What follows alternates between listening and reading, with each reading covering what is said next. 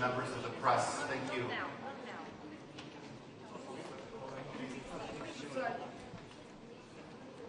Members of the press, thank you for your attention.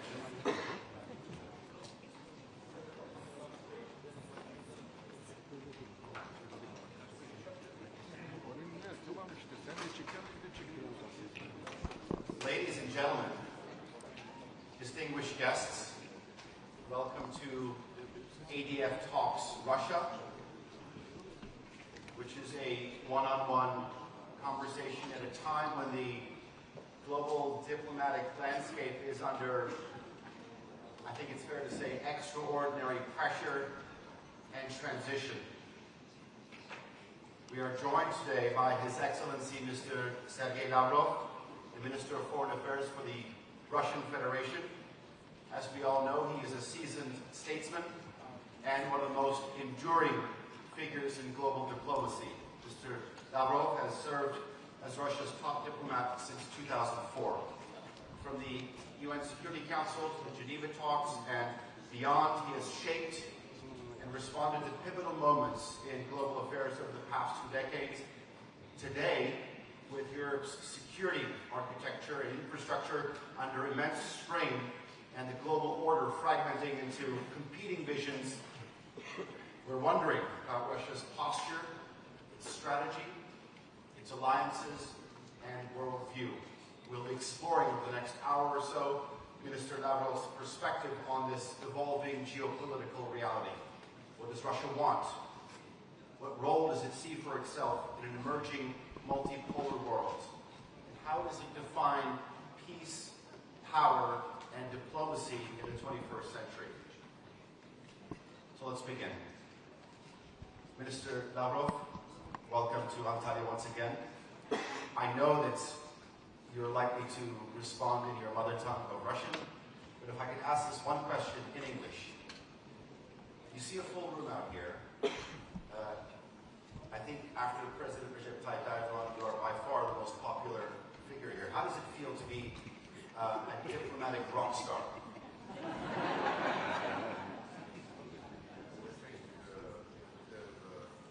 Heads of state should be a real rock star. There is nothing wrong with diplomats being what they are. And if people like it, people believe this is fun, so be it. Well, I think, as they say, the proof is in the pudding. It's a full room. Next year, we should be asking for maybe the Aspendos Ancient Theater, just about 14 kilometers from here, for 14,000 people. Anyway, last year I had the privilege and honor to share the same stage with you. And one of the things that you tried to emphasize was the rise of the multipolar world. 12 months on, how do you assess the current state of this transition, and how do you feel this trajectory has met your country's expectations? Well, I think the trend became even stronger.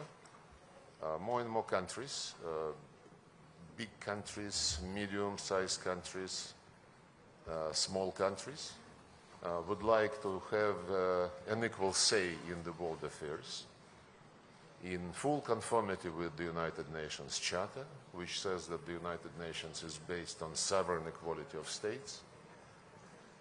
And more countries want to determine their life themselves, to have fair treatment, to have fair competition in economy, trade, in other areas, just in line with the principles of globalization, which were promoted by our Western friends, especially by the United States, for so many decades. And when everybody became persuaded, the globalization stopped, and what we observe is fragmentation of the world economy. This is the time of uncertainty, I would say. Nobody knows how the situation with world trade and investment is going to end. Well, there would be no end. How it is going to evolve, I would say, because there would be new twists in this situation. But generally speaking, about multipolarity, it is gaining ground, no doubt about this. not only big countries like China, India, Brazil, Turkey, Indonesia, Egypt, South Africa, many others. They believe that they deserve a say in world affairs, and therefore multipolarity is a chance for the United Nations Charter principles to be materialized. Because before, during this globalization, especially during Cold War, the sovereign equality of states was never respected by our Western colleagues. If you retrospectively consider history after World War II and creation of the United Nations, there was no single conflict where the West, the leaders of the West, would be treating parties to a conflict as equals. I understand that this might sound idealistic, and maybe this equality would never be brought to life. But the principles of the Charter, drafted by the Founding Fathers, they already provided for multipolarity, just like they provided for respect for human rights, respect for the right of nations to determine their fate themselves, and this is also on the rise. Manifestations are plentiful, and it is very important to underline that in our vision of multipolarity, as we promote this concept with our partners in Shanghai Cooperation Organization, in BRICS, in Eurasian Economic Union, the concept of multipolarity does not exclude the West. It embraces everybody, just like the Charter instructed us. I see no reason why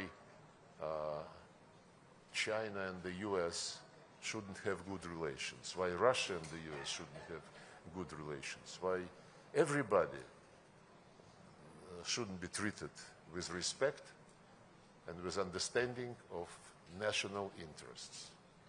I had some contacts with the members of the Washington administration, and I liked the message which they were carrying.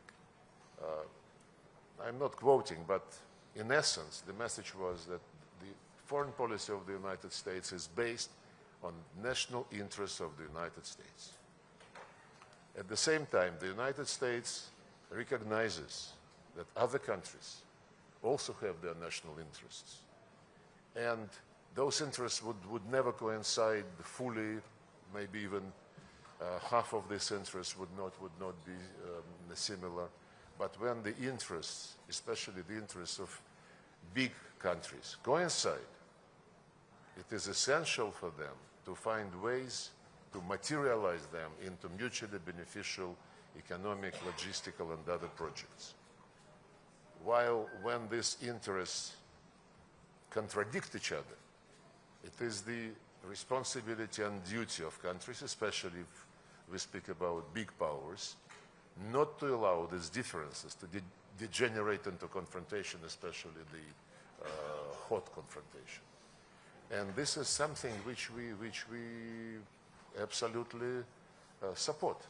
We have been acting the same way throughout our history.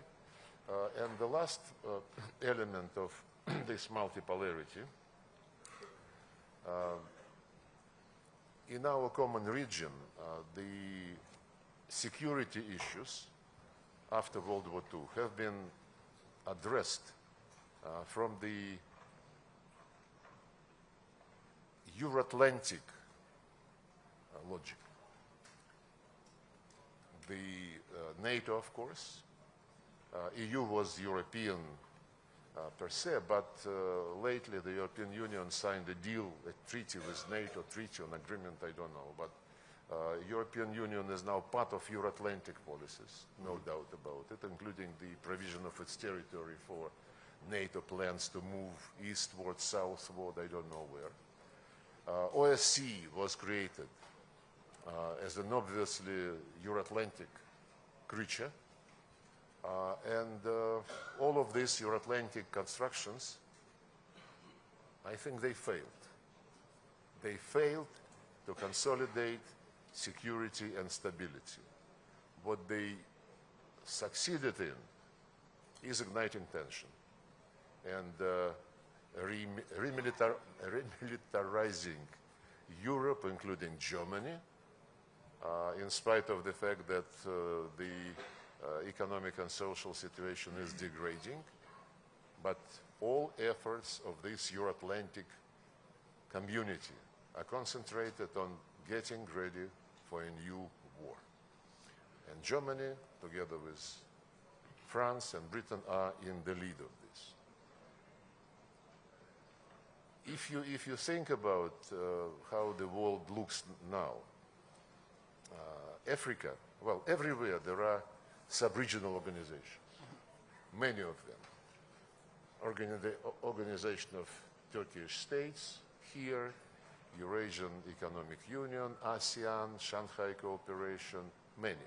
The same is true for Africa, many sub-regional groupings, and in Latin America. But Africa and Latin America, they do have their all-continental structures, African Union and CELAC. In Eurasia, there was never anything like this. As I said, the attempts to bring some big unifying projects were only made on the basis of Euro-Atlantic concept. President Putin, last year when he spoke in the foreign ministry, he suggested to consider the discussion of the potential security architecture in Eurasia as a continent. Architecture where all countries, without exceptions, including the western part of the continent, will be invited to participate, where all regional arrangements would be invited to join. And actually we have, some years ago, started building bridges between Shanghai Cooperation and Eurasian Economic Union, Eurasian Economic Union and ASEAN, Shanghai, ASEAN. We have been also planning contacts between these groups and, for example, Gulf Cooperation Council, which is also a security but also an economic organization. And about 10 years ago, we started building these bridges without having anything in mind in the security area, but economically, logistically, finding ways to cooperate, to join efforts, to harmonize plans. And this is a promising process. We call it Great Eurasian Partnership. And this is something like potential material foundation for the future security system, open to all countries and organizations representing Eurasia continent. So I think we are in favor of interactive discussion, so I, with your permission, stop here. No, please, by all means. Do you feel that it's perhaps the West's failure, some of the institutions and bodies that they have set up after World War II? You've described it as a failure. That's how you said. And the fact that you're talking about a greater Eurasia partnership, aside the military, aside the strategic perspective, is that a success in the 21st century? No, we cannot call a success something which is just being born in the minds of people. But the process of, analyzing the situation is based on the failures of the Euro-Atlantic models of security. NATO should have been dissolved in the first place after the Soviet Union ceased to exist, after the Warsaw Treaty ceased to exist, And there were voices in the West saying, guys, let's now concentrate on OSCE. Let's give it some push, and let's be all in one organization. NATO, you know, the promises given to Gorbachev, then to Yeltsin, and there are memoirs where some people ask, why didn't you insist on a written guarantee when Jim Baker said NATO would not move an inch to the west, to the east? My answer, it just occurred to me. You know, in the Russian history, since 17th, 18th century, when the trade was booming, nobody signed any contracts. They shook hands. It was a word of honor? They shook hands, the word of honor, and it was never violated. So probably those who were running NATO at the time of we are discussing didn't have any relatives in the former Tsarist Empire, which is not my fault, and did not inherit those traditions.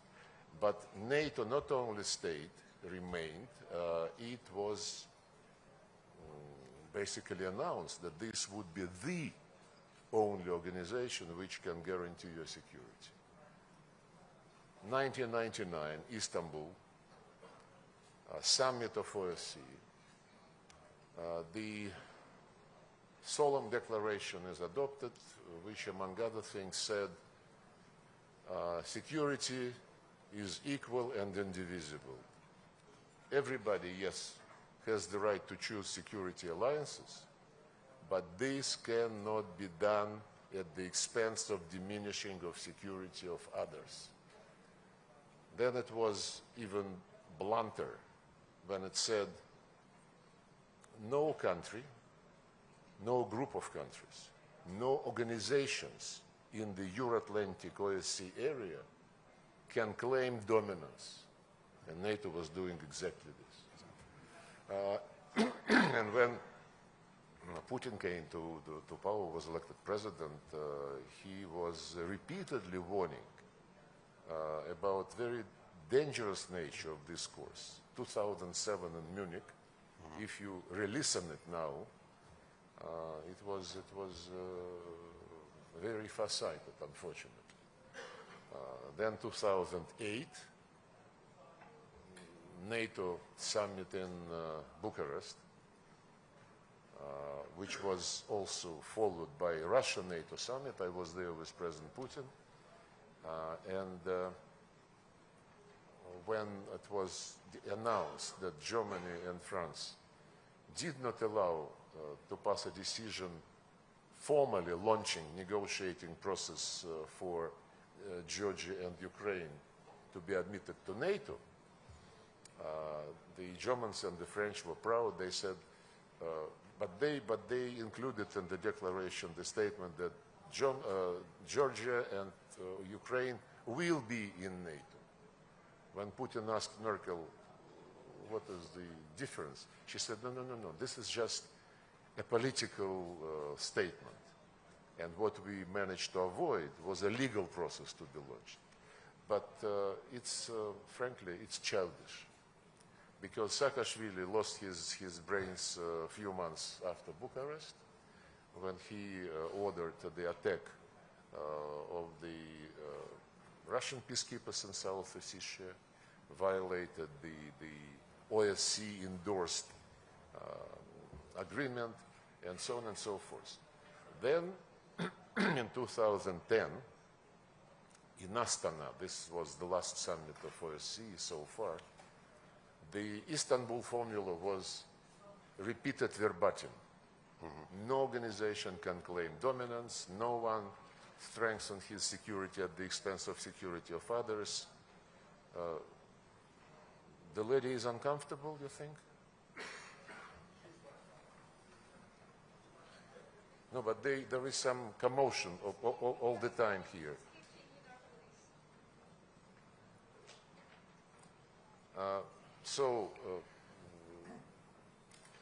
And Then, when this NATO expansion continued and when it was clear that these principles promulgated in OSCE about equal and indivisible security, that they were not being implemented, then we suggested to have the same language and codify it in a legally binding agreement. We were told, it was during Obama administration, we were told, no, guys, you don't understand. Legally binding guarantees one can only get in NATO. We said, but your president signed this OSCE declaration. They said, this is political statement. Cheating is the key word for what was happening. And our last attempt, but we still in 2008 and 2010 were proposing the draft agreements between Russia and NATO, Russia and the United States. The same we did in 2021 in December, to no avail. So yes, my point is that NATO did not, or rather NATO failed to strengthen security because NATO was manipulated by those who did not want to share security benefits. And they wanted to leave all the benefits for themselves, for others to listen and get instructions. OSCE, another Euro-Atlantic creature, has failed a few years ago when the basic principle of consensus was grossly violated by the people who replaced each other at the position of the chair in office, at the Secretary General position, all the institutions, national minorities, freedom of media, what else? You see, I even forget about some institutions, which means that OSCE is not on anybody's mind anymore. Yes, they failed. We are not suggesting, to have another closed club. All continents have their own continental roofs, if you wish, not in Eurasia. And Eurasia is the biggest, the richest, I would say. Well, Africa is also very rich, but it is not yet opening up this potential. And if you speak from civilizational point of view, the number of great civilizations coming from that area, coming from Eurasia, including this one, and including China, including Persia, India. Russia is younger, but you would forgive me if I also say that it's a great one. Indeed. Minister Lavrov, you've stated here quite... Would you like some water, sir? Is that what you're looking for? Okay. NATO's desire for eastward expansion is the root problem, and then you went on to say that the OSCE is another chapter in this cheating. Do you feel that there is a viable path, I'm not saying return, a viable path to cooperative security on the European continent? Cooperative security is one of the terms used in NATO, in European Union, in OSCE. It all depends. Frankly, we are just at the beginning of the process. We don't want to rush things. We want everybody to join in free discussions, to present his or her views. I mentioned repeatedly that a couple of years ago, President Lukashenko of Belarus convened a first conference on Eurasian security. The second one was last fall. I participated in both. And the third, it is an annual feature. Invited to this conference were not only like-minded countries, but also members of NATO and European Union, some other Europeans like Serbia, Hungary, of course, participated in both of them, Slovakia, and the list of invitees would be growing. it is not against anybody. It is not against NATO. I think the biggest enemy of NATO is NATO itself and those who were trying to use it to dominate in violation of their own pledges in OSCE. But the fragmentation process, which I mentioned, which is taking place in the world economy, it is also reflected in the security area, the discussions of NATO, the scares of Europeans, that they would be left to their own devices. We don't interfere. If they believe that they are still relevant in the form which failed many times, this is their right. This is their right to decide. Our right is to make sure that the matters of the Eurasian continent are discussed and resolved by the countries located on this continent. This is not to close the door for outsiders. Take, for example, Central Asia. The 5+1 format is, I think, mushrooming 10 or 12 groups like this, with US, with European Union, separately with France, with Germany, Japan, South Korea, Turkey, Russia, of course. I just had yesterday the meeting with 5 foreign ministers of Central Asian countries. So outsiders always are participating in something which they believe is of interest to them, and if they can find a form of cooperation which would be mutually beneficial. We cooperate with many countries in Africa, in Latin America, so do Western countries. Turkey is, in Africa, is very much present. So do the Arab countries. The matter is, when you come to somebody's region, you should respect the views of the regionals, the host. And host countries, if you wish, and not impose your rules, like our European and British colleagues are running all over the world. It used to be also Biden administration involved in this, running all over the world, saying, don't trade with Russia, don't sell to Russia, don't buy from Russia, don't meet with Russia.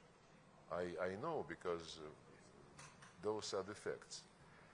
And this is not multipolarity. This is obsession with your global role, which you invented yourself and which worked during colonialism, during post-colonial times for some period. But now there is a second awakening of the Global South. After the decolonization process, the Global South was happy, freedom, but now they understand that the global economy was crafted the way which left them with peanuts from the use of the natural resources which they inherited from God and history. Absolutely. I remember during the second Russia-Africa summit in 2003 in St. Petersburg, President Museveni of Uganda was giving statistics of the world coffee market. Mm-hmm. All in all, assessed at about 450 billion euros, of which Africans were left with 40, less than 10%, because their contribution was raw beans, harvested and sent for roasting, packaging, advertising.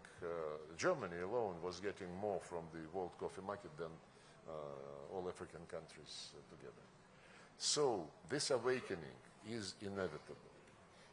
Yes, the tariff war, which we witness now, is going to, change many things.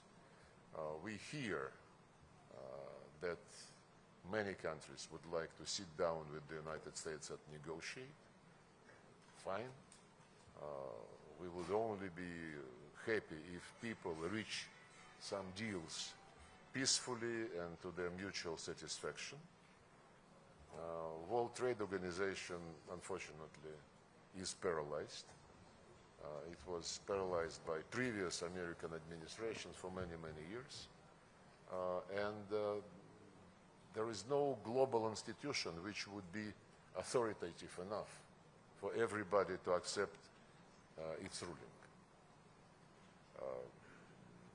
So I believe we just must have these discussions about security, Eurasian security, but in the context of the multipolarity movement, which is shaping itself up objectively.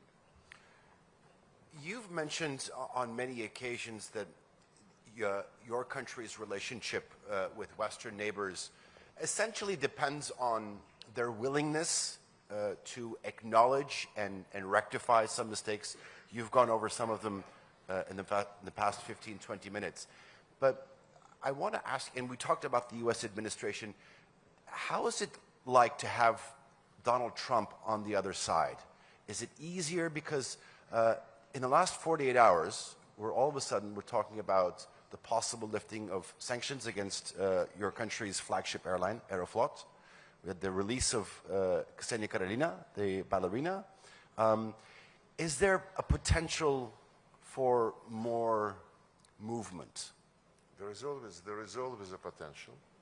And as I said in my opening remarks, nothing wrong if the US and Russia have good relations, if US and China have good relations. And what is going on between us and the Trump administration is really a very banal thing.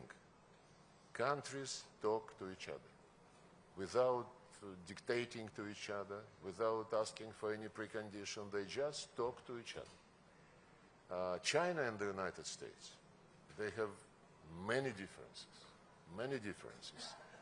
Russia was doctrinated by Biden administration as the immediate threat, China as the long-term biggest challenge to the American dominance.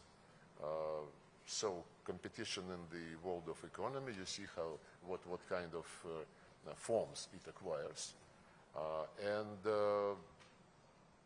Taiwan, the situation in the Strait of Taiwan, the situation in South China Sea, who is going to have more influence with countries of East, South Asia,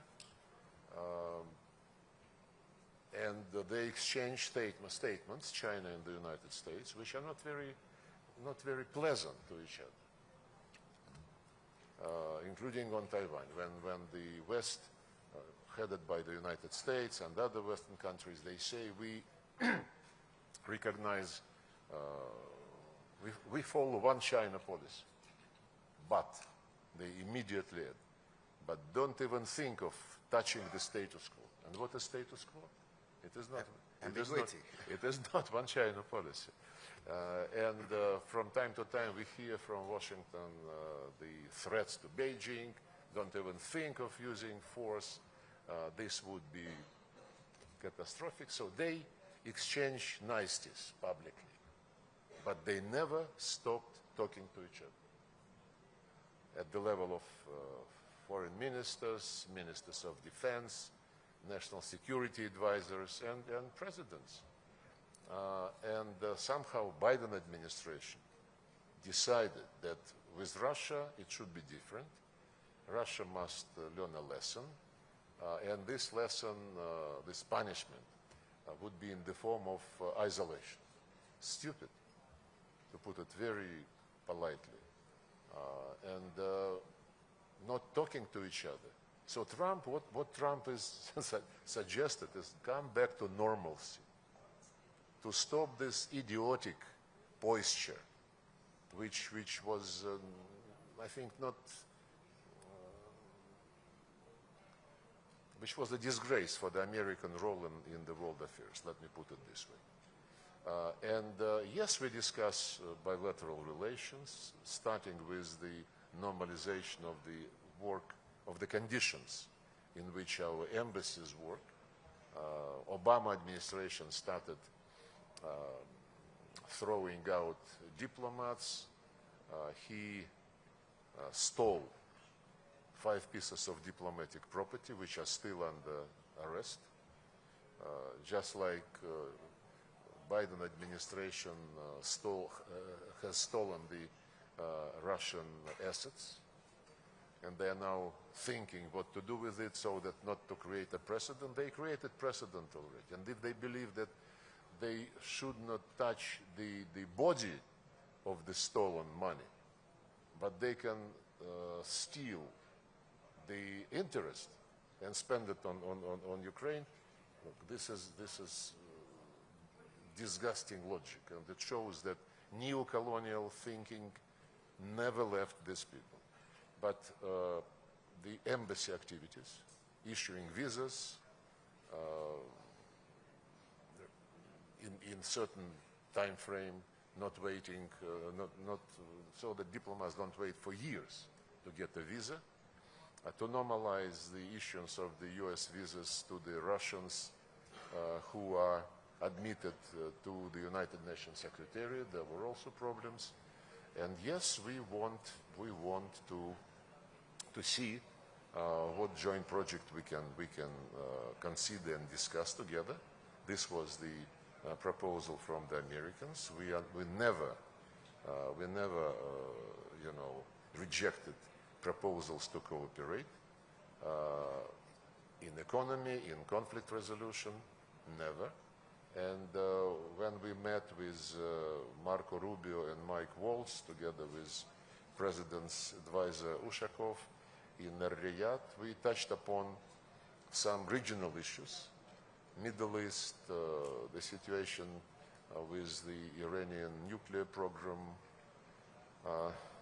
some other topic, and of course we discussed Ukraine, and I will repeat again what I said then, and I repeated this publicly also. When we speak about eliminating root causes of any conflict, including Ukrainian conflict, this is the only way to resolve the problem and to establish long-lasting peace. Remove root causes. President Trump was the first and so far, I think, almost the only one among the Western leaders who repeatedly, with conviction, several times stated that it was a huge mistake to pull Ukraine into NATO. And this is one of the root causes which we quoted so many times.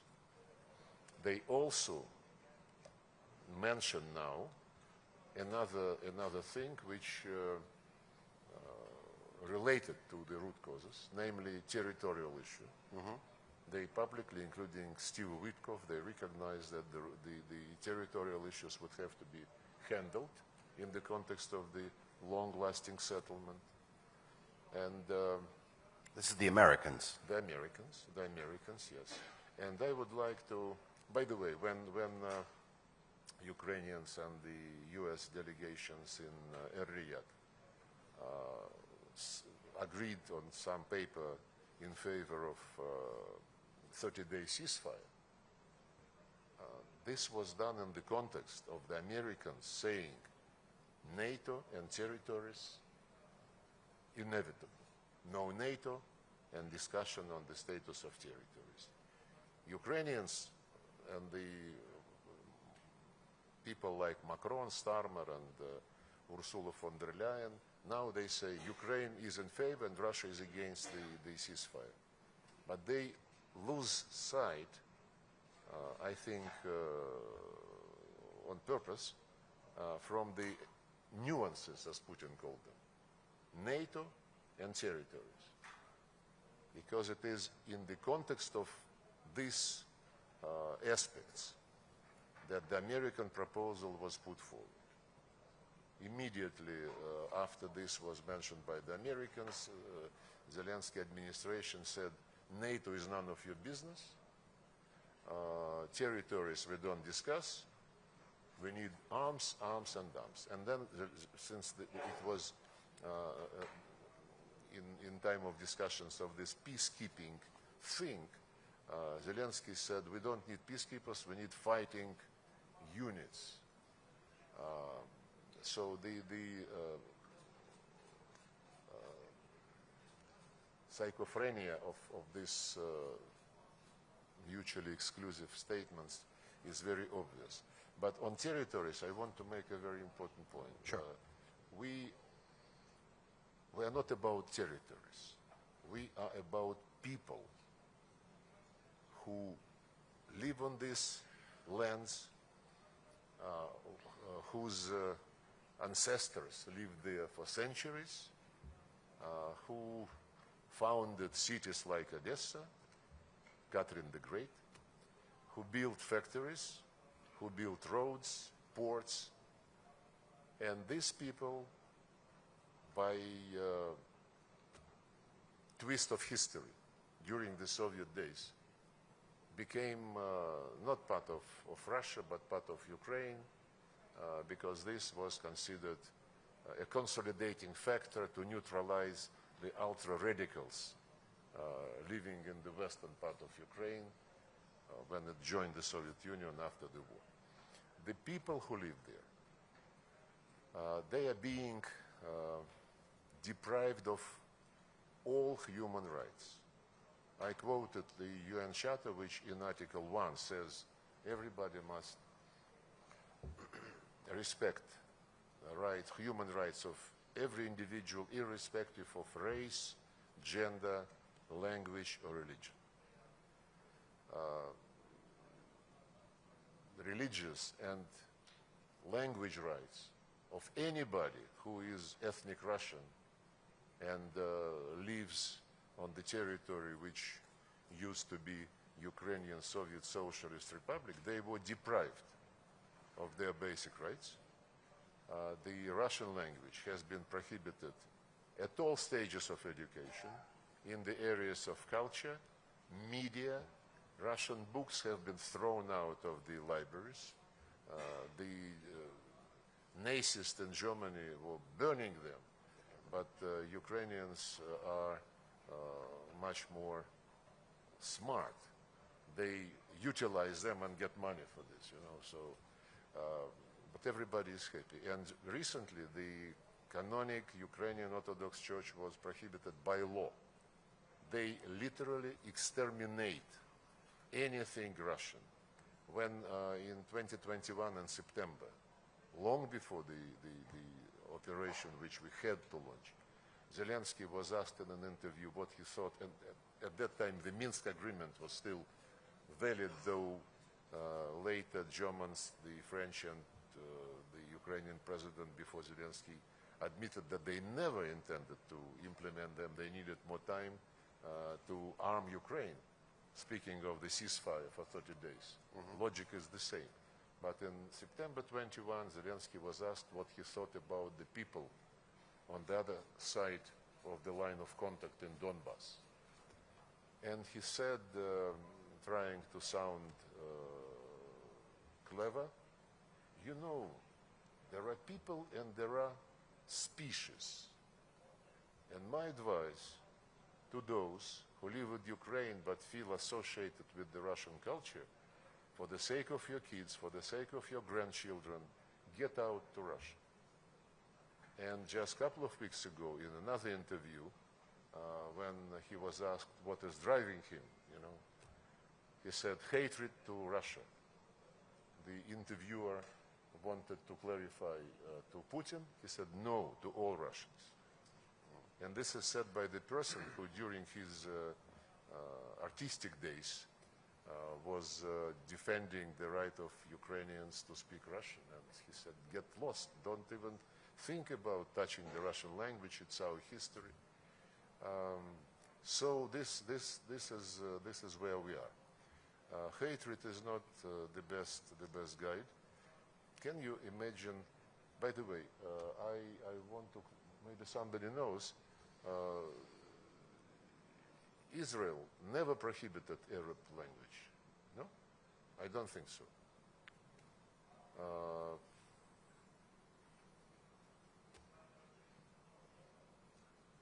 So I think Ukraine is the only country on earth which is multinational and the language of one huge ethnic group is prohibited.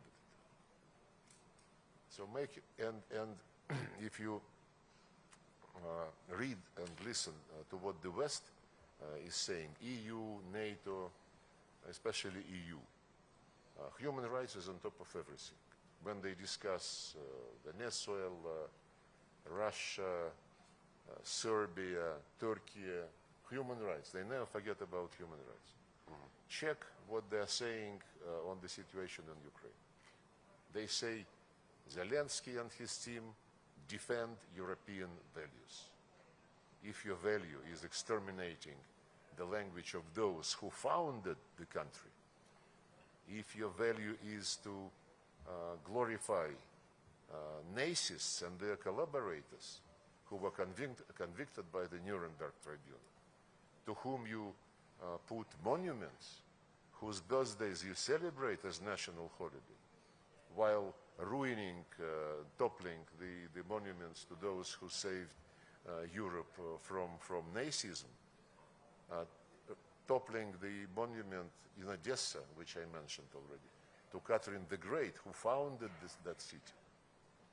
By the way, soon after this monument to Catherine the Great, the Empress was toppled, UNESCO granted the Odessa central region where the monument was located the status of the World Heritage. It's such a shame to the lady who happens to be French and happens, I think, by default to become Director General of this respected organization.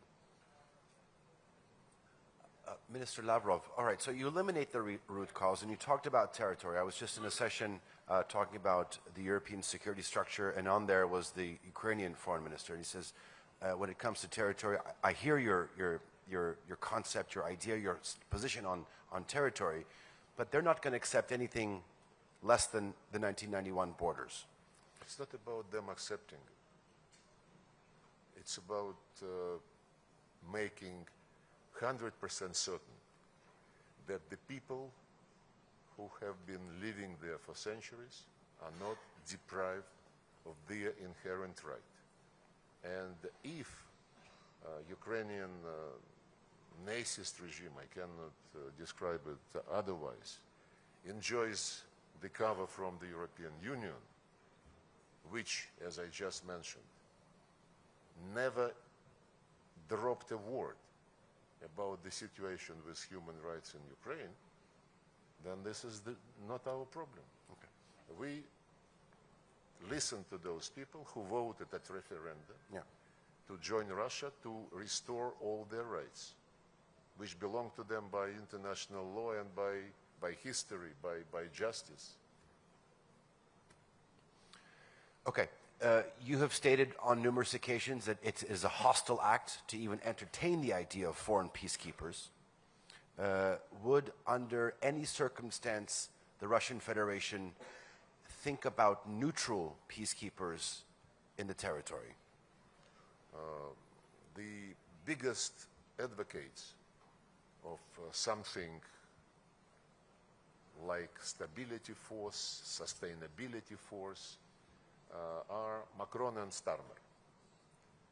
And they are not thinking about any neutral force. They say we, Macron and Starmer, would be the countries who would provide the most of the contingent. They talk, by the way, to countries outside European Union, including Turkey. They talk, according to the rumors, they said that they are talking to China, which is a lie. India, Indonesia, they mention. My question is, first, President Trump, who, as I mentioned already, seems to understand much, much, much more about what is going on than any European leader, except I would highlight Hungary and Slovakia. These leaders are quite thoughtful, but it was President Trump who said first many things on NATO, on territories, and he said that when asked about this idea of a contingent, a force, a group, whatever you call it, there should be some discussion between the parties. They say, I think Macron said, no discussion with Russians, Ukraine is a sovereign country, it has the right to invite anybody. And they are inviting us. In brackets, I would repeat what Zelensky said. We don't need peacekeepers, we need fighting units. So make your own conclusion. But Kit Kellogg, by the way, yesterday said that why don't we divide Ukraine like we divided Berlin after World War II? Then he said he was misunderstood, misspoken, but everybody is missing the key point. Imagine, yes, the leaders of Brussels bureaucracy, they say we must reach a deal which at the end of the day must guarantee Ukraine sovereignty. They, by the way, didn't mention territorial integrity, but sovereignty. My question is to them, you mean you want to have peacekeepers to keep the same regime which is now headed by Zelensky? You don't want to ask this regime whether it would be interested in implementing the international commitments, including UN Charter regarding the rights of minorities for national minorities, language and religious rights. Nobody is raising the issue. So my conclusion is that by ignoring the gross violation of all the international norms about human beings, by ignoring these norms and violations by Zelensky of these norms, and at the same time by discussing deployment of something military, call it peacekeeping, call it stabilization force, on the remaining part of Ukraine, they want to use this force not to keep peace, but to keep and protect the Nazist regime. And this is key. Everything else is smoke screen. You mentioned the important talks that were going on in Riyadh and some of the conversations you had with the American delegation. Also, what was talked about is safe navigation in the Black Sea. We know that there was a process going on in building this with the Turkish side, with the Republic of Turkey. What is your stance in terms of developing this? It was one of the proposals mentioned by President Trump in his latest phone conversation with President Putin. And President Putin said, okay, but we have to specify the deal the way which would not allow the failure of the first one to be repeated. And the first one was in 2022. It was a package, guarantees for Ukrainian exports, and the second part of the package was memorandum between the UN and Russia to guarantee the exports from Russia by ensuring normal freight rates, insurance rates, by ensuring the right of the Russian bulkers with fertilizers, with grain, to call on European in Mediterranean ports and so on and so forth. Just the normal terms of trade, no concessions. And the Ukrainian part of the deal was implemented. The Russian not even started. We don't blame the United Nations, whose representatives were trying, and they continue to try, because formally the Russian UN deal lasts until July this year. It was a 3-year deal, while deal on Ukraine was 1 year. And of course, after the first year elapsed, we said thank you very much. We don't want to play one way.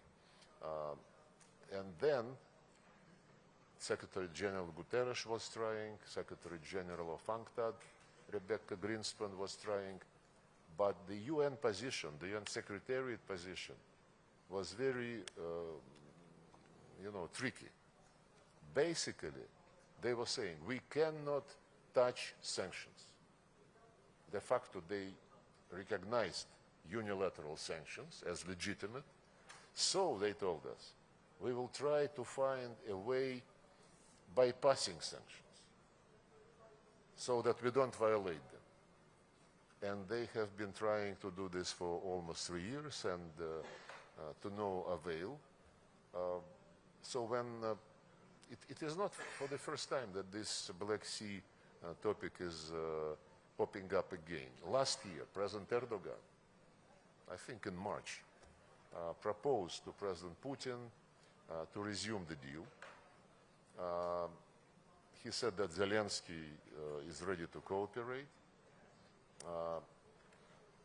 The proposal was different from the original deal, because the original deal provided for inspections of the Ukrainian cargo vessels going back to Ukrainian ports to make sure that they don't carry any weapons. Last year, the proposal by President Erdogan to President Putin was to trust me. It would be an announcement that there are no weapons on board, and it would be allowed to go. It was not an easy situation, but President Putin said that he will support it, provided President Erdogan used his good offices to discipline Ukrainians so that they don't violate. And then at the last moment, Zelensky refused. Even that? Even that. Actually, he first added, President Erdogan called President Putin and said Zelensky also wants to add commitment not to attack nuclear power stations. Putin said, okay, it has nothing to do with Black Sea traffic, but okay. And then when he agreed to this addition, Zelensky refused. So we are coming again and again to this situation. In the meantime, Ukrainians, frankly speaking, I don't think they complain about difficulties for their grain being exported. They send a lot on dumping prices to European Union. European Union is not happy, and instead of doing something about this situation for the sake of their citizens, Brussels people threaten to stop importing any grain from Russia. They're very specific leaders. They say that Kaja Kallas, Annalena Baerbock, they were saying yes when criticized by the people who saying we live worse than before. Yes, we understand, but our electorate should suffer for the sake of Ukraine. While at the same time, thousands and thousands of Ukrainians living there in Europe in luxury, buying very expensive vehicles. But this is what European elite calls European values, which they defend in the person of Zelensky regime. So this time when President Trump suggested another Black Sea deal, Putin said, yeah, we are ready, but we need to draw lessons from the past. and let's make sure before we launch it, let's resolve the things on freight, insurance, calling on the ports. The Americans took this and they are considering, they didn't come back to us after this. Another initiative of President Trump was 30-day moratorium, not a total ceasefire, but 30-day moratorium on attacking energy infrastructure. During this phone conversation, President Putin immediately agreed, and he gave orders to the Chief of General Staff to stop attacking Ukrainian energy infrastructure, even infrastructure related to the military. At that moment, 7 drones, Russian drones, were airborne. And Putin gave order to shut them down, which was done. Since then, we have been keeping the word, and Ukrainians have been attacking us from the very beginning, every passing day, maybe with 2 or 3 exceptions. And I gave to our colleagues from Turkey, to Minister Fidan, what we give to Americans, to UN, to OSCE, the list of facts, listing the attacks by Ukraine during the last 3 weeks against Russian energy infrastructure. I understand he hates all Russians, so he gives orders. Either he gives orders and they are not taken, or he is lying that he is giving these orders. It's a tragedy. It's a tragedy, and has there been any direct or indirect contact by the Ukrainian side here in Antalya? Not to my knowledge. I came here to work.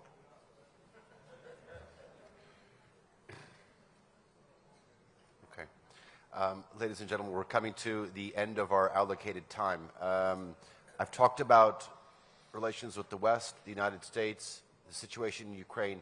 If any esteemed journalist has a question on anything else. From China. Yes, from China. Yeah, Mr. Minister, do you think that President Trump or some guys around President Trump has said they would like to adopt the country-nation approach to drive the way between Russia and China and realign with Russia after the aftermath of the Ukrainian war? How would you see, how would you evaluate this kind of the country-nation approach?